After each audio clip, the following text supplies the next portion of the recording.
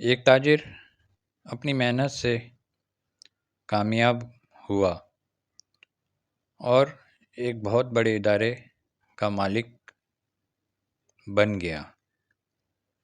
جب وہ بوڑھا ہو گیا تو اس نے ادارے کے ڈائریکٹروں میں سے کسی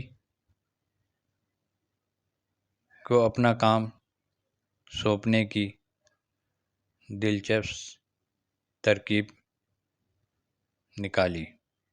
اس نے ادارے کے تمام ڈائریکٹروں کا اجلاس طلب کیا اور کہا، میری صحت مجھے زیادہ دیر تک اپنی ذمہ داریاں نبھانے کی اجازت نہیں دیتی، اس لیے میں آپ میں سے ایک کو اپنی ذمہ داریاں سونپنا چاہتا ہوں۔ میں آپ سب کو ایک ایک بیج دوں گا، اسے بونے کے 1 سال بعد آپ اس کی صورتحال سے مطلع کریں گے، جس کی بنیاد پر میں اپنی ذمہ داریاں سونپنے کا فیصلہ کروں گا۔ کچھ عرصے بعد سب ڈائریکٹر اپنے بیج سے اگنے والے پودوں کی تعریفیں کرنے لگے، سوائے زید کے، جو پریشان تھا۔ وہ خاموش رہتا اور اپنی خفت کو مٹانے کے لیے مزید محنت سے دفتر کا کام کرتا رہا۔ دراصل زید نے نیا گملہ خرید کر اس میں نئی مٹی ڈال کر بہترین کھاد ڈالی تھی اور روزانہ پانی بھی دیتا رہا تھا، مگر اس کے بیج میں سے پودا نہ نکلا۔ 1 سال بعد ادارے کے سربراہ نے پھر سب ڈائریکٹرز کا اجلاس بلایا اور کہا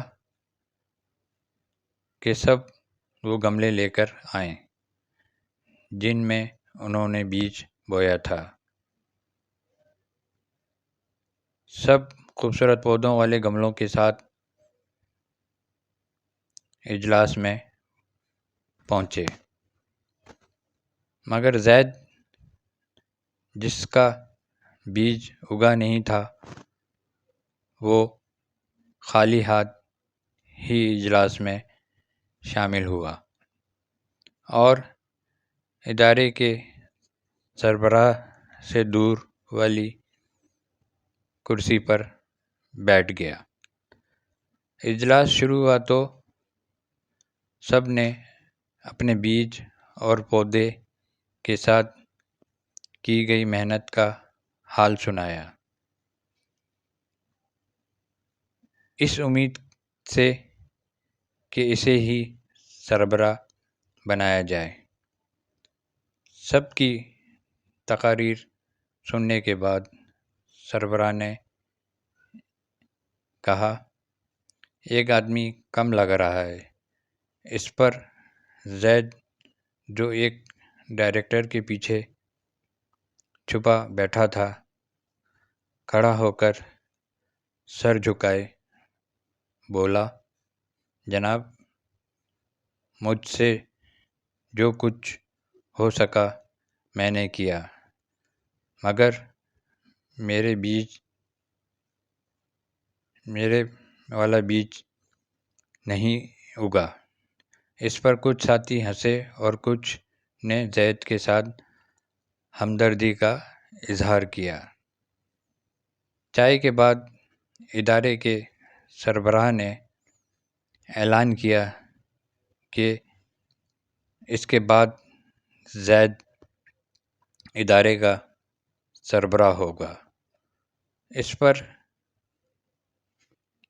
کئی حاضرین مجلس کی حیرانی سے چیخ نکل گئی۔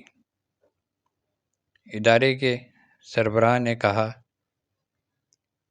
اس ادارے کو میں نے بہت محنت اور دیانتداری سے اس مقام تک پہنچایا ہے، اور میرے بعد بھی ایسا ہی آدمی ہونا چاہیے، اور وہ زید ہے، جو محنتی ہونے کے ساتھ دیانتدار بھی ہے۔ میں نے آپ سب کو ابلے ہوئے بیج دیے تھے جو اگ نہیں سکتے، سوائے زید کے آپ سب نے بیج تبدیل کر دیے۔